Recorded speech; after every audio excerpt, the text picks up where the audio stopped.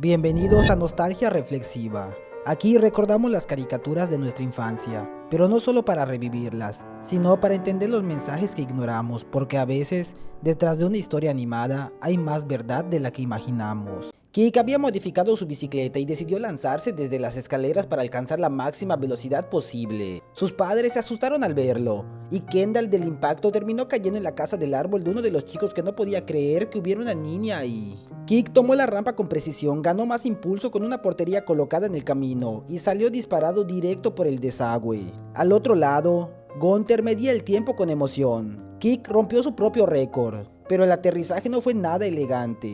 Terminó en el lodo, aún así celebró su logro. Gunther se burló, pero esta vez no era una burla cualquiera. Se había dado cuenta de que Kik no traía su casco, y ese detalle cambió todo. De pronto la risa desapareció. Kik comenzó a buscar desesperado. Pasó todo el día revisando cada rincón, pero no apareció. Gunther no entendía tanta obsesión. Siempre pierdes cosas, ¿por qué tanta desesperación? Para él lo mejor era olvidarlo, pero no comprendía que el casco no era solo un objeto. Kik le explica, ese casco fue forjado en las llamas de lo increíble, templado en las aguas de la valentía y comprado en una juguetería. Desde el día en que lo tuvo nunca se lo había quitado, ese casco era parte de él. Gunther, confundido, le pregunta, si es tan importante, ¿por qué nunca hablas de él? Y Kik responde con algo simple pero verdadero, mis riñones son muy importantes y no hablo de ellos todo el tiempo. Una lección clara. No necesitas estar mencionando lo que amas para que tenga valor en tu vida. Sin su casco, Kik siente que perdió más que una protección, perdió aquello que le daba identidad. Y la mañana siguiente lo demuestra. El casco está en la portada del diario, las calles llenas de carteles, incluso un Zeppelin lleva su imagen. Gunther entiende que su amigo no la está pasando nada bien. Sigue sin comprender del todo, intenta una salida práctica, comprar otro casco. Kik lo detiene en seco, si tu madre se pierde, comprarías a otra. Y lo deja claro, el casco no se reemplaza. Para él es lo mismo que para sus héroes, Boom McCondor con su patineta, Rock Callahan con sus lentes, el motociclista Mike con sus guantes. Cada uno tiene algo que los define y para Kik es su casco. Sin él simplemente no sabe quién es. Aquí vemos a Kik en medio de una crisis de identidad. Sin su casco siente que ya no sabe quién es, y aunque suene exagerado, en la vida real pasa igual. Un pasatiempo, una persona o incluso un objeto. Un deportista que se lesiona y no puede volver a entrenar siente que pierde más que el deporte, siente que pierde su esencia. Una persona que termina una relación puede sentir que se queda sin rumbo, incluso alguien que pierde un objeto con gran valor simbólico como un instrumento, una joya familiar o hasta un simple peluche experimenta esa sensación de vacío. La lección es clara, cuando apoyamos toda nuestra identidad en algo externo, basta con perderlo para sentir que no somos nosotros mismos. Y aquí entra Gunther, él no entiende del todo por qué su amigo sufre tanto, pero se queda, lo acompaña y tiene la paciencia de escuchar. Así también pasa en la vida. Cuando alguien cercano está atrapado en su propia burbuja de dolor, no siempre podemos dar la solución, pero sí podemos estar ahí, porque a veces lo que salva no es resolver el problema, sino demostrar que no están solos. Kik empieza a deshacerse de su ropa de acróbata, está tirado en el piso, deprimido, sin fuerzas. Gunther llega para animarlo, pero sigue sin entenderlo porque él no es un acróbata y no puede sentir lo mismo. Se lleva el traje y el skate pensando que algo podrá hacer. Al día siguiente, Kik recibe una carta de Gunther, necesito tu ayuda en la cima del pico de la viuda. No sospeches nada, solo hazlo. Y sin nada que perder decide ir. En casa, su madre, sorprendida al ver a su hijo tan apagado, termina tirando la ropa. Su padre, al verlo devastado, se asusta. Y Kendall se ofende porque Kik en su tristeza le dice algo que jamás le había dicho.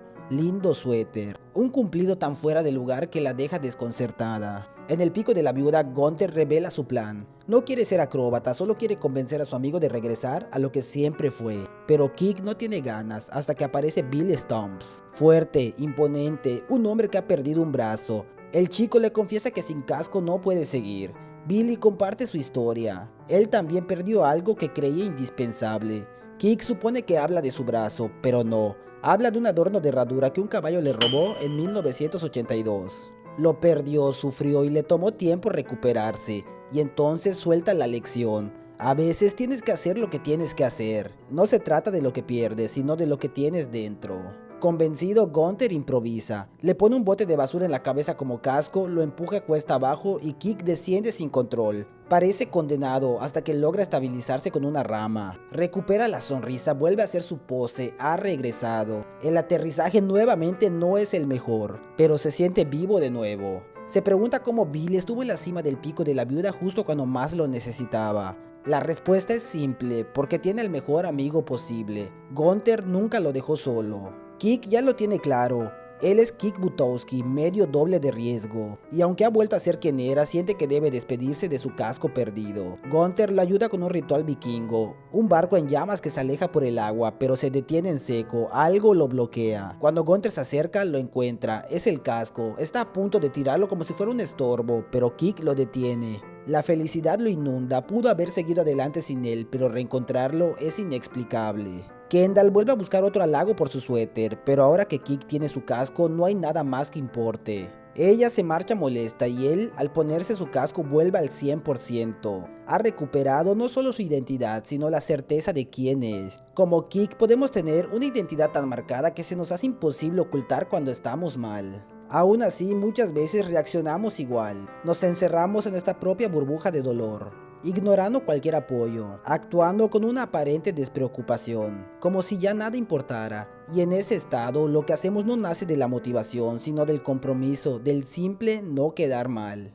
Así fue como Kick aceptó subir al pico de la viuda junto a Gunther, no porque tuviera ganas, sino porque era lo mínimo que podía hacer por su amigo. Y como Gunther hay que aprender a ser esa persona que aunque no entiende qué está pasando, decide quedarse, porque lo peor que puedes hacer es dejar sola a una persona en medio de una crisis. Gunther no entendía el dolor de Kick, no era un acróbata, no podía sentir lo mismo, pero aún así buscó la forma de ayudar. Y lo hizo con algo sencillo pero profundo, acercar a Billy, porque entendió que a veces solo alguien que ha vivido lo mismo puede llegar de verdad al corazón del otro. En la vida real pasa igual. Quizá no sabemos qué decirle a un amigo que atraviesa una depresión, pero podemos acompañarlo a hablar con un psicólogo. Tal vez no entendemos la frustración de alguien que dejó los estudios, pero podemos acercarlo a alguien que ya pasó por esa misma carrera y superó los mismos miedos. Eso es lo que hizo Gunther, reconocer sus límites y aún así ser el puente para que su amigo recibiera la ayuda que necesitaba. Como dijo Helen Keller, caminar con un amigo en la oscuridad es mejor que caminar solo en la luz. Billy es el claro ejemplo de que el dolor que sentimos no es exclusivo. Lo que hoy parece insoportable, alguien más ya lo vivió y lo superó. Nunca estamos solos en el dolor. El mensaje de Billy es tan sencillo que parece obvio, pero tan difícil de llevar a la práctica que duele escucharlo. Seguir adelante. A veces hay que hacer lo que hay que hacer. En palabras suena fácil, pero cuando estás hundido, cuando las fuerzas ya no alcanzan, es lo más duro del mundo. Y ahí está la importancia de su figura. Todos necesitamos un empujón para salir del bache. A veces viene de un amigo, de un familiar, de un consejo o hasta de alguien que no esperábamos. Billy representa esa voz que nos recuerda que incluso en el dolor más intenso nunca estamos solos. Siempre habrá alguien que nos ayuda a dar el primer paso cuando creemos que ya no podemos más. Phineas y Ferb reparan un auto en lo alto de una torre. Han perdido un tornillo. Candace ruega porque su mamá llegue pronto para acusarlos. Y para su buena suerte, ella ha llegado. Corre a verla, rezando a la deidad que hace desaparecer todo, implorando que esta vez no lo haga. Pero al llegar junto a su madre no hay tiempo de nada, la toma del brazo y la lleva a rastras. De pronto la madre se detiene en seco para decirle: ¿no te has cansado de la misma rutina de querer atrapar a tus hermanos? Candace lo acepta, tiene razón. Es frustrante siempre estar tan cerca de atraparlos y que en el último segundo desaparezcan las pruebas. Pero ahora todo cambia, su madre los ha visto. Es imposible de ignorar esa torre que se eleva ante sus ojos.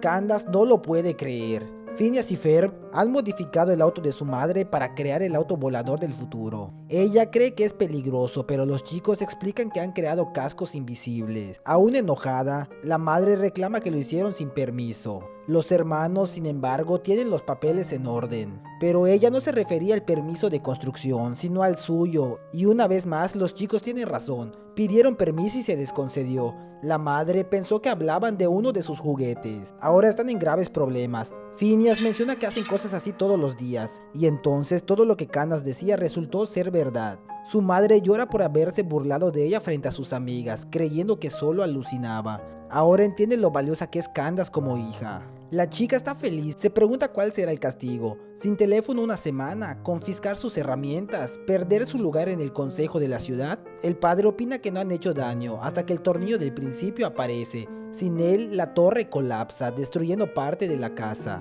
Phineas y Ferb son enviados al reformatorio. El sargento les asegura que no hay nada de qué preocuparse. La escuela promueve la seguridad y la serenidad. Phineas no se imaginaba en esa situación. Para sorpresa de todos, Baljeet también ha sido enviado al reformatorio. Al llegar a las instalaciones, Phineas y Ferb son rapados. Baljeet no se aguantó más y se rapó desde anoche. Emocionado, pide que lo llamen Calbollit. El sargento lo tiene claro, suelta un discurso. El problema son los altos niveles de imaginación, diversión y entusiasmo desenfrenado. Su meta es destruir todo eso y reemplazarlo por disciplina, orden y conformidad. Pero ni siquiera termina su discurso y los hermanos ya han modificado su cama para hacerla más eficiente y divertida. Por esa acción son castigados a limpiar el baño usando cepillos de dientes.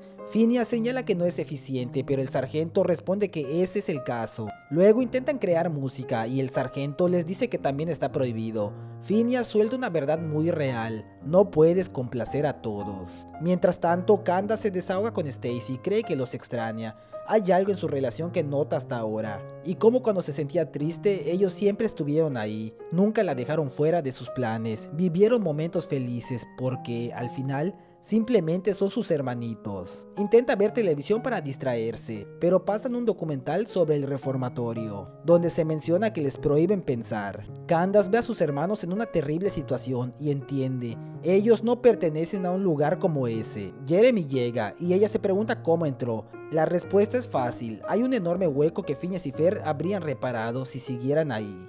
Candace solo tiene una cosa en mente: liberar a sus hermanos. El joven se apunta a la misión, una inusual fuga de una prisión.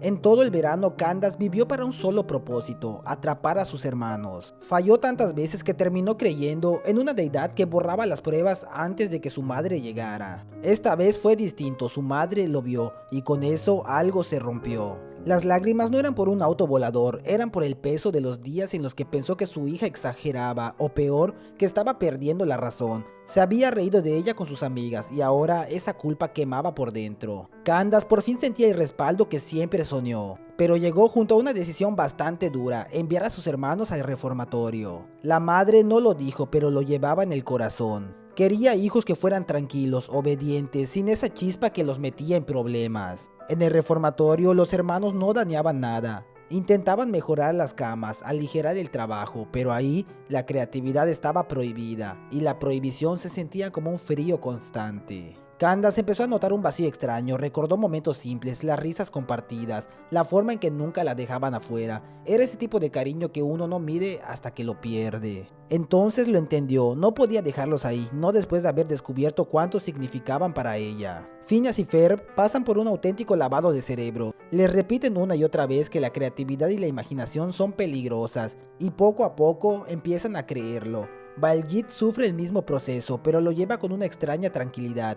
Ya había leído el libro en el que estaba basada la película educativa que les proyectaron. En casa, los padres reconocen que enviarlos ahí fue demasiado. Después de todo, creyeron que tenían permiso, y en retrospectiva, aquel auto del futuro era algo realmente fabuloso. Deciden ir por ellos, pero el auto ya no está. Candace lo ha tomado, no sabe conducirlo, pero para Jeremy es la mejor cita de su vida. La emoción dura poco. Candace choca y casi caen por un barranco. En el reformatorio los hermanos trabajan como presidiarios. La más mínima chispa creativa es castigada, todos dibujan cuadrados. Phineas en cambio hace un retrato abstracto de Ferb y son castigados. El sargento prepara su plan final: ponerlos frente a herramientas. Phineas intenta hablar, pero un chorro de agua lo interrumpe. Lo intenta otra vez, otro chorro. Cada intento la misma respuesta, una manguera lista para ahogar cualquier idea antes de nacer. Hasta que Phineas, con la voz apagada y la mirada al suelo, prefiere no decir nada más.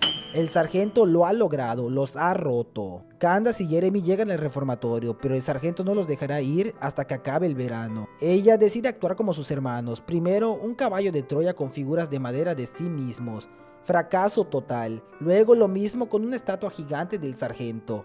Imposible, está lleno de réplicas. El sargento, rodeado de estatuas gigantes de sí mismo y llamándolas guapo, muestra un narcisismo caricaturesco que oculta inseguridad y funciona como propaganda para imponer control. En el fondo necesita recordarse y recordarle a todos una grandeza que tal vez no siente de verdad. Candace y Jeremy casi logran entrar, pero una trampa los expulsa. Aún así, Jeremy disfruta su cita en prisión. Candace se disfraza de reportero Morty Williams para entrar con la promesa de un documental sobre Phineas y Ferb.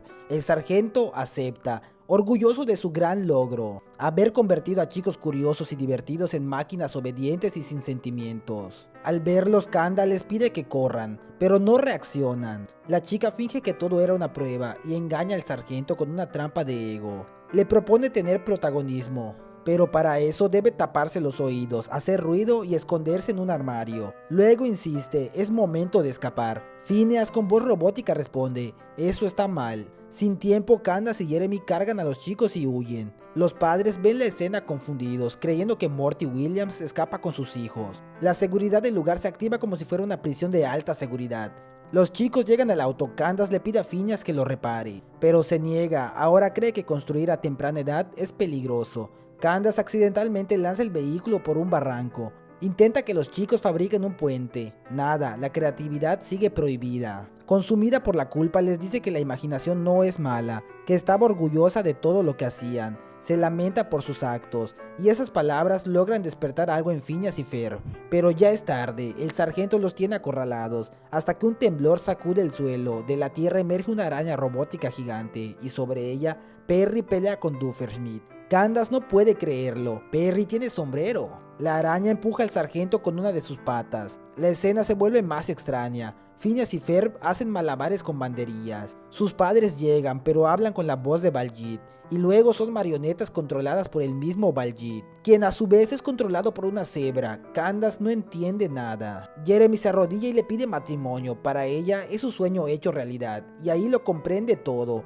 Es solo un sueño, no por la cebra gigante, esa la ve seguido, sino porque Jeremy se enamora de ella. Al entenderlo, despierta aliviada, nunca acusó a sus hermanos. En el desayuno cuenta su sueño. Phineas y Ferb lo encuentran genial, pero la madre solo quiere anotar la historia en su diario. Sería una gran comedia. Candace añade que Perry también estaba, como una especie de agente secreto. Ferb cree que por eso desaparece todos los días. De pronto un equipo especial irrumpe en la casa y se lleva a todos, pero Perry despierta. Toda la historia solo fue una pesadilla suya. Como Phineas y Ferb, todos tenemos algo que nos apasiona. Un talento, una chispa que nos mueve y que no hace daño a nadie. Pero a veces sentimos que no encaja en el mundo que nos rodea. No porque esté mal, sino porque desafía lo que otros consideran normal. Y ahí es donde empieza la lucha interna. Seguir fiel a lo que somos o moldearnos para encajar en la sociedad. Como Candace, hay ocasiones en las que pasamos tanto tiempo enfocándonos en los defectos que olvidamos todo lo bueno. Y solo cuando algo o alguien se aleja, entendemos el lugar que realmente ocupaba en nuestras vidas. La ausencia nos enseña más que la presencia diaria. Y como la madre, muchas veces tendremos miedo a lo que no entendemos.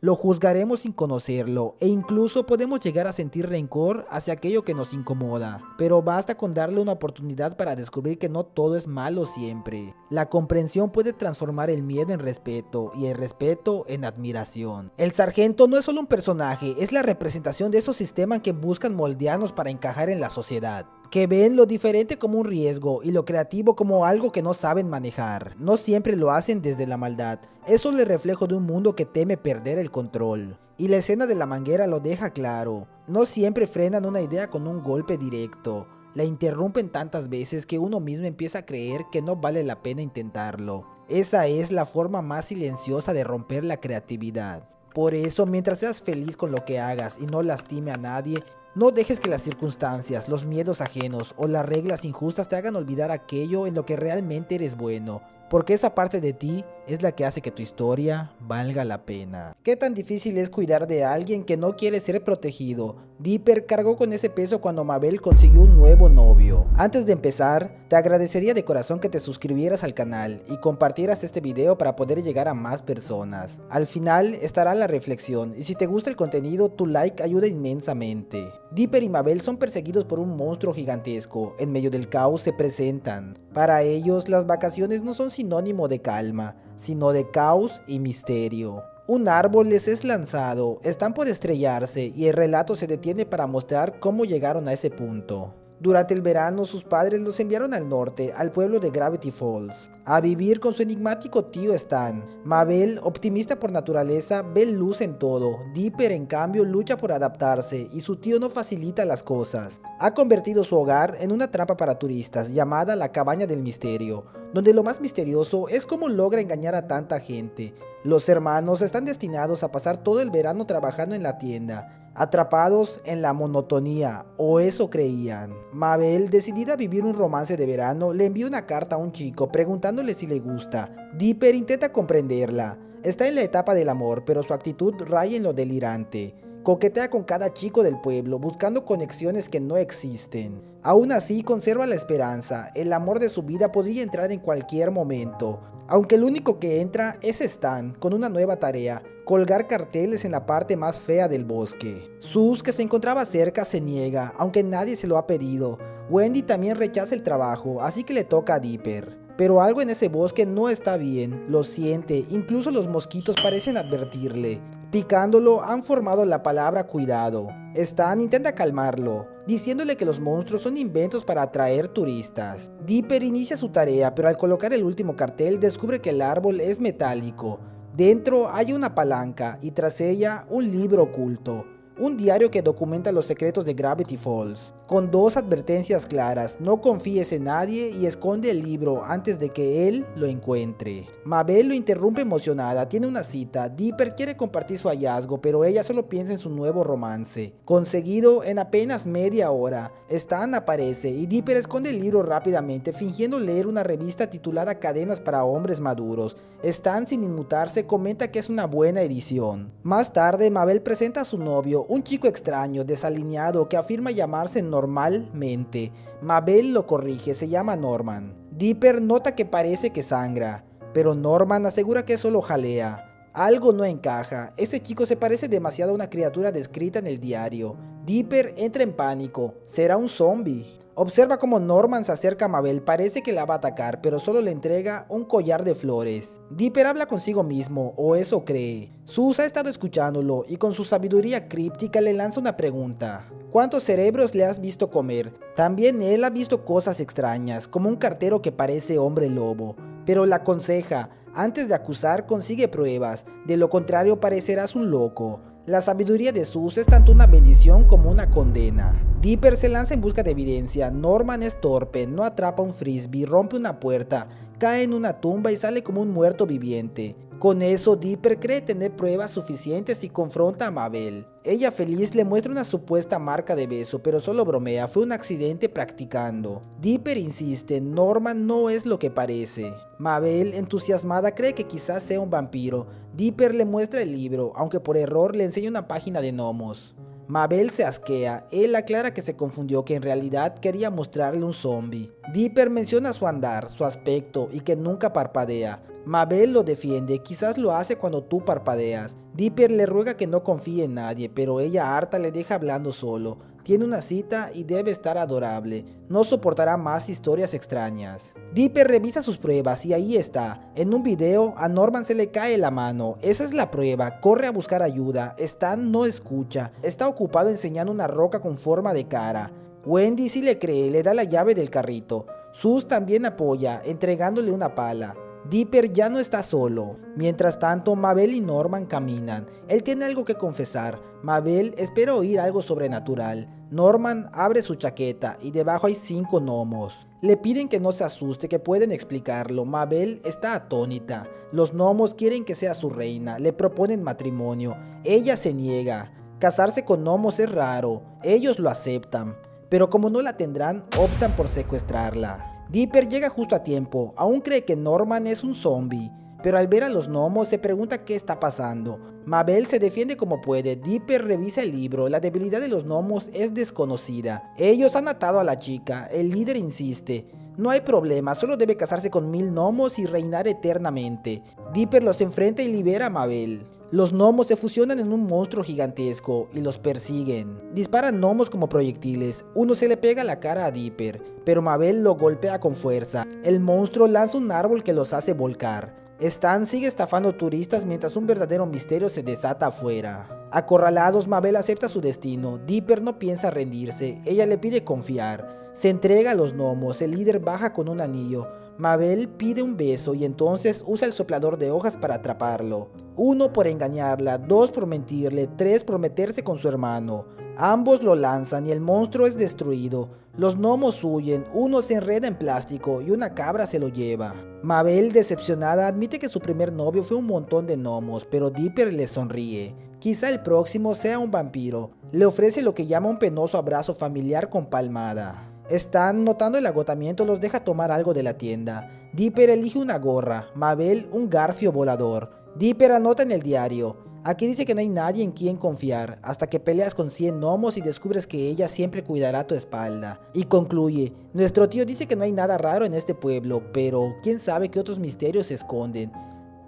En este primer capítulo se siembran las bases de una de las relaciones más bonitas que veremos a lo largo de la serie. Y no solo eso, también nos da una lección silenciosa de cómo ser un buen hermano. Porque ser indiferente ante lo que pasa es una forma de fallar, pero también lo es querer imponer tu voluntad a la fuerza. Dipper encuentra el punto medio. Se preocupa sí, advierte sí, pero no grita, no controla, no prohíbe. Solo observa, analiza y se mantiene cerca. Y cuando la situación se sale de control no aparece con un te lo dije, sino está ahí para extender su mano. Ser un buen hermano no es tener siempre la razón, es estar ahí, incluso cuando no te escuchan, incluso cuando se equivocan, porque a veces solo basta con que sepan que no están solos. Stan vive rodeado de anomalías reales, pero monta un circo. Y lo más irónico es que la gente se lo cree. No está intentando ocultar nada, solo se aprovecha. Él sabe que allá afuera pasan cosas extrañas, pero no le importa entenderlas. Lo suyo es vender boletos, souvenirs y seguir con la función. Y eso también pasa en la vida real, como las tiendas que en pleno caos social anuncian descuentos irresistibles, o los medios que en medio de una tragedia te lanzan encuestas realities o escándalos virales.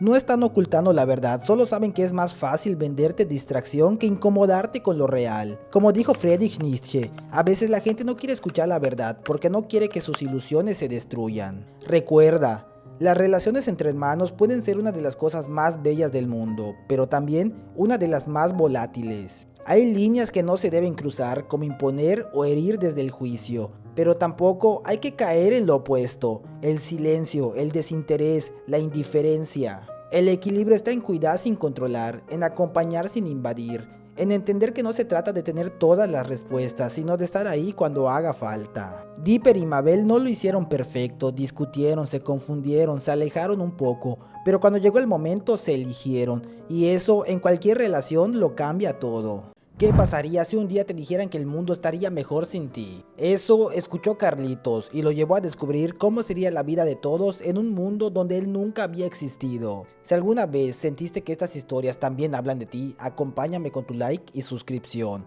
Ahora sí, comenzamos. Los niños descubren un CD brillante y planean jugar con él. Carlitos, con la voz temblorosa de la prudencia, advierte que es una mala idea. Es el favorito de su papá, pero el brillo hipnótico del disco conquista a los demás. Entre risas y entusiasmo lo convencen. Carlitos cede. Piensa que nada malo ocurrirá si juegan con él solo un poco. En ese instante aparece Angélica. La sorpresa sacude a Carlitos, que instintivamente esconde el CD. La niña, intrigada, exige saber qué ocultan. Ante la negativa, inventa una historia absurda: que Firulais es perseguido por hombres misteriosos. La distracción funciona. Angélica arrebata el disco y se marcha triunfante. El pánico se apodera de Carlitos cuando descubre que el CD ha desaparecido. El caos alcanza su punto crítico con la llegada de su padre, quien nota enseguida la ausencia de su CD favorito. La culpa estalla en el pequeño, explota contra sus amigos. Jura que será la última vez que siga sus ideas. Tommy, herido por la hostilidad, decide marcharse en silencio. Entiende que Carlitos ya no quiere jugar con él. Es un adiós triste que pesa más que cualquier regaño. Angélica regresa. Carlitos, ingenuo, no sospecha que ella fue la responsable. Le cuenta lo ocurrido y la niña, con la frialdad de quien disfruta el dolor ajeno, lanza una frase que hiere más que cualquier pérdida. En el mundo existen dos tipos de personas: las que hacen las cosas bien como yo y las que solo estorban como tú. El corazón de Carlitos se quiebra, se pregunta si hay algo que pueda hacer, si existe un lugar para él en medio de todo, pero Angélica remata con crueldad: la verdad es que no, estaríamos mejor sin ti. Esa noche, consumido por la desesperanza, Carlitos reúne sus juguetes y se marcha. Camina hasta el puente, decidido a desaparecer. Pero ahí, entre sombras, se manifiesta su ángel guardián. Le advierte que es un error, que lo piense mejor. Carlitos lo confronta con rabia contenida. ¿Dónde estuvo cuando quedó atrapado en la jaula del perico y en todas las malas experiencias que cargó en silencio? El ángel responde con honestidad infantil: solo tengo 2 años, pero insiste en lo esencial: Carlitos no puede irse, porque las personas realmente lo necesitan. El niño niega con firmeza: para él, el mundo estaría mejor sin su existencia. El ángel, decidido, le muestra lo contrario. Primero lo lleva a su casa, pero lo que encuentra lo deja helado. El lugar está irreconocible, sucio, lleno de cajas de pizza. Sin Carlitos en su vida, su padre no tiene razones para ordenar nada. La soledad lo consume hasta el punto de hablar con un simple títere hecho de un calcetín. El pequeño intenta tocarlo, abrazarlo, pero no puede. En esa realidad no existe. El ángel le advierte: aún no has visto nada. La ciudad entera es un caos. Los bebés se han apoderado de todo. Sin alguien que los detenga con un "esto no es buena idea", se dejaron arrastrar por la locura. Al llegar a la casa de Philly y Lily, Carlitos presencia un desastre. Los gemelos rompen platos y corren descontrolados,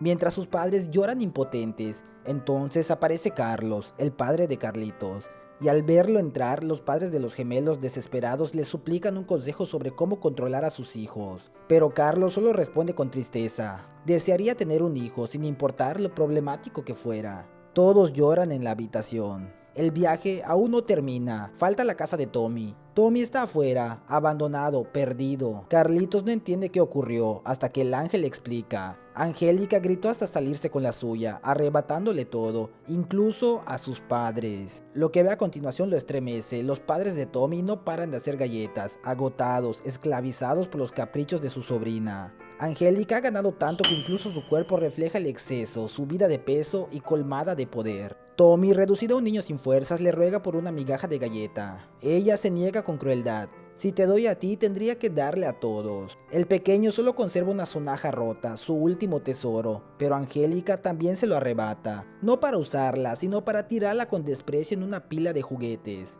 Carlitos grita, le pide a Tommy que se defienda, pero nadie puede escucharlo. Lo insoportable no es solo la injusticia, también la revelación. Tommy jamás había sido dominado por Angélica, y todo porque Carlitos siempre estuvo ahí. El ángel le explica: no importa que seas cobarde, tú le das el valor que necesita. Tú eres quien lo impulsa a levantarse. Sin ti, Tommy no es más que otro bebé. Las palabras y las imágenes son demasiado claras. Carlitos comprende por fin su lugar. No es un estorbo, es el hilo que sostiene a quienes ama. Y con esa verdad en el corazón pide regresar. Cuando despierta, su habitación está intacta. La calma en la calle le confirma que todo ha regresado a la normalidad. En la sala lo esperan sus amigos, saben lo importante que era aquel CD para su padre, y para compensar, han reunido varios discos que sus papás no usan. Lo hicieron porque lo quieren de verdad. Entonces suena el timbre. Es Julio. Vio a Angélica con el CD y supo al instante que era de Carlos. Solo él escucharía esa música lituana. Gracias a eso, la niña es obligada a disculparse y castigada una semana sin postre.